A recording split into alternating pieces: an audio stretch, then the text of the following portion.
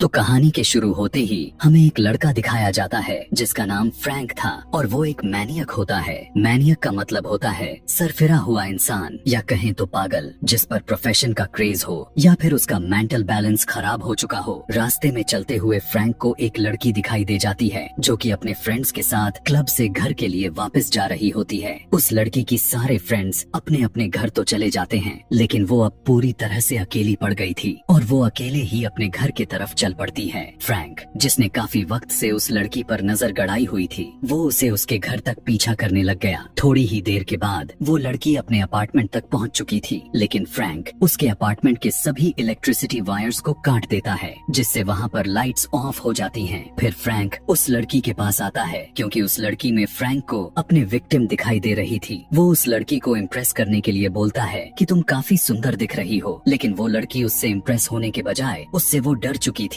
और जोर जोर से चिल्लाने लग जाती है। लेकिन फ्रैंक उसके मुंह को बंद करने के लिए उसके गले में नाइफ से स्टैब कर देता है, जिससे उस लड़की की मौके पर ही मौत हो जाती है। उस लड़की को मारने के बाद फ्रैंक उसकी सर के स्किन को ही इस तरह से उतारता है कि देखने लायक तो बिल्कुल भी नहीं था। इवन वो उसे अपने साथ लेकर चला जाता है। इसके अगले ही दिन हमें फ्रैंक का घर को दिखाया जाता है, जहाँ पर हमें बहुत सारे डम्मी देखने को मिलते हैं, क्योंकि फ्रैंक को डम्मीज को रिस्टोर करने यानी चेंज करने का काफी शौक था। मतलब उन सभी डम्मीज को बिल्कुल इंसानों की तरह बनाने का, उन्हें इंसानों की तरह लुक देने का। उसने बहुत सारे डम्मीज को रिस्टोर करके एक शॉप भी बनाई हुई थी, यानी वो हर उस लड़की को मार डालता था जो उसे पसंद आती थी। बाद में वो अपने विक्टिम्स के सर के स्किन को नोच लेता था, जो कि काफी दर्दनाक लगता था, ताकि वो उन स्किन को अपने डम्मीज पर लगाकर उन्हें इंसानों जैसा बना सके। वो डम्मीज दिखने में कहीं से फेक नहीं लगती थी। फ्रैंक एक वेबसाइट को ज्वाइन कर लेता है, जहाँ पर वो एक लड़की से बातचीत करता है। उन दोनों के फ्रेंडशिप हो जाती है, जिसके बाद वो दोनों मिलने का प्लान बनाते हैं। रात में वो दोनों एक रेस्टोरेंट में मिलते हैं। उस लड़की को फ्रैंक काफी अच्छा लगने लग गया था और वो इसे लाइक भी करने लग गई थी। वो लड़की फ्रैंक से पूछती है कि क्या तुम मैरिड हो, जिस पर फ्रैंक कहता है कि नहीं नहीं, ना तो मैं मैरिड हूँ और ना ही मेरी कोई बेस्ट फ्रेंड है। फ्रैंक का दिल तो चाहता था कि वो उस लड़की को भी मार डाले, इसीलिए उसे अजीबो गरीब तरह के विजन आने लग जाते हैं। वो देखता है कि उस लड़की के सर से खून बह रहा है, उसी जगह से जहाँ से वो अपने सभी विक्टिम्स के स्किन को उतारता है। आसपास वहाँ पर जितने भी लोग बैठे हुए थे वो इसे अजीब नजरों से घूर भी रहे हैं। तभी उसे बहुत ही ज्यादा हेडेक होने लग जाता है। वो फौरन वहाँ से भागता है और अपने मेडिसिन लेता है। मेडिसिन लेकर वो पूरी तरह से पहले जैसा नॉर्मल हो जाता है। यहाँ पर हमें यह पता चला कि फ्रैंक को असल में माइग्रेन था, जिसकी वजह से उसे हेडेक होता रहता था और शायद इसी वजह से उसका मेंटल बैलेंस भी खराब था। फिर वो लड़की फ्रैंक को अपने घर लेकर आती है,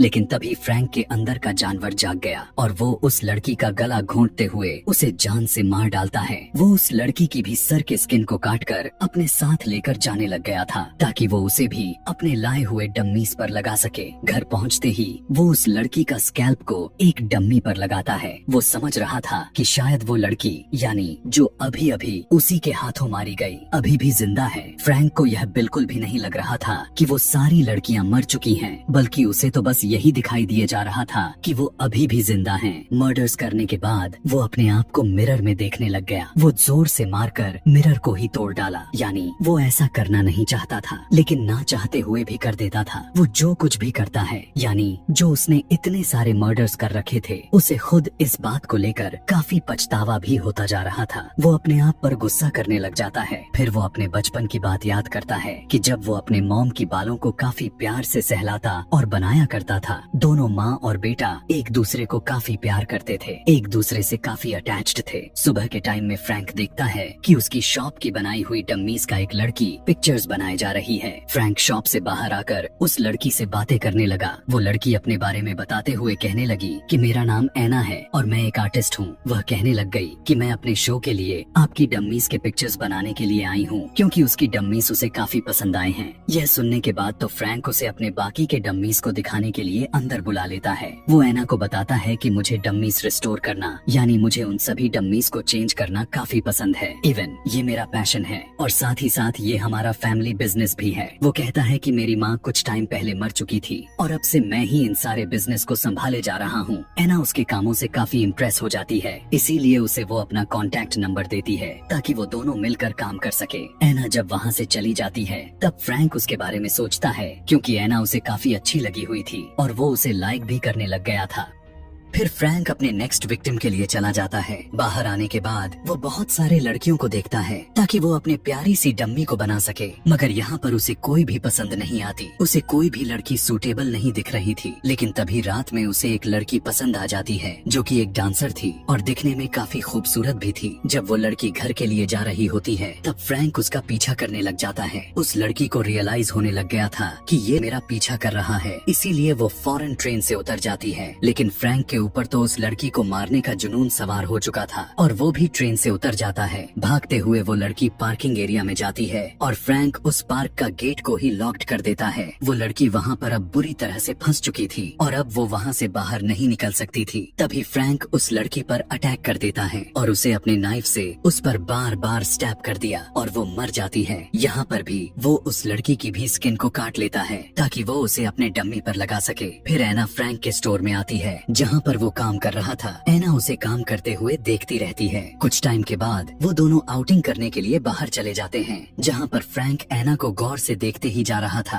क्योंकि उनकी चॉइसेस काफी मैच होती दिखाई दे रही थी। तभी अचानक से फ्रैंक को माइग्रेन अटैक हो जाता है और यह देखकर एना परेशान हो जाती है। फ्रैंक उसे कहने लगा कि तुम बिल्कुल भी फिक्र मत करो, मैं बिल्कुल ठीक हूँ। वहाँ से भागकर वो सीधा डॉक्टर के पास आ जाता है। डॉक्टर उसे कुछ मेडिसिन दे देता है जिससे वो फिर से नॉर्मल हो गया। फिर हम देख पाते हैं कि फ्रैंक अपने डम्मीज के साथ ही था। साथ ही साथ वो टीवी पर चल रही न्यूज भी देख रहा था कि सिटी में मर्डर की तादाद बढ़ती ही जा रही है। यहाँ पर वो अपने बचपन की एक बात को याद करने लग जाता है कि उसके फादर के डेथ के बाद उसकी मदर अय्याशी में पड़ चुकी थी। उसकी मदर को यह सब भी पता था कि मेरा बेटा यह सब कुछ देख रहा है, लेकिन उसने इस बात का परवाह न करते हुए भी अपनी हरकतें बरकरार रखी। इसी वजह से उसने अपने मदर का बदला लेने के लिए सारी लड़कियों को मारा करता था। इस बात को याद करके फ्रैंक काफी अपसेट होता है, इसीलिए वो उसका दिल चाहने लगा कि वो एना के पास जाए, उसे देखे और उससे मिले। वो गाड़ी में बैठकर एना के शॉप के बाहर जाता है। एना उसे कॉल करके कहने लग गई कि कल हम मूवी देखने जाएंगे क्योंकि मैं कल फ्री हूँ। फिर वो दोनों मिलकर अगले दिन थिएटर में मूवी देखने के लिए चले जाते हैं। वहाँ पर भी फ्रैंक एना को गौर से देखने लग जाता है। एना भी उसे देखकर कहती है कि वो भी फिल्म पर गौर करे, लेकिन उसी टाइम पर फ्रैंक को अपने मर्डर्स के विजंश आने लग जाते हैं और उसे काफी अजीब फील होने लग गया था। बाहर आकर वो एना से पूछता है कि क्या तुमने मूवी एंजॉय की। एना का जवाब था कि मूवी की स्टोरी काफी अच्छी थी। उसी टाइम पर एना का कॉल आ जाता है। फ्रैंक भी पूछता है कि किसकी कॉल है। तब वो उसे बताती है कि मेरी फियोंसे की कॉल है और वो मुझसे मिलने के लिए आ रहा है। फियोंसे का नाम सुनकर फ्रैंक को काफी बुरा फील होता है। एना फ्रैंक को अपने फियोंसे से मिलवाना तो चाहती थी, लेकिन वो इस बात से साफ इनकार कर देता है।